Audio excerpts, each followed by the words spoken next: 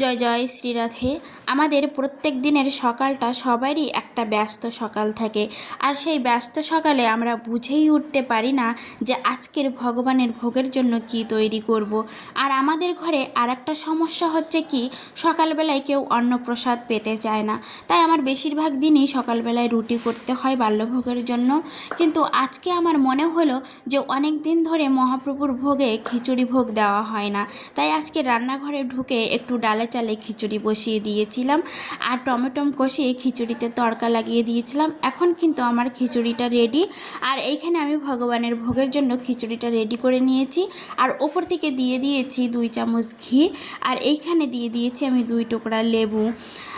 আর একটা কথা কি জানেন, ভগবানের ভোগ লেগে যাওয়ার পরে না প্রসাদ এত অমৃতময় সুস্বাদু হয়ে যায় যে সেটা আর বলার কথা নয়।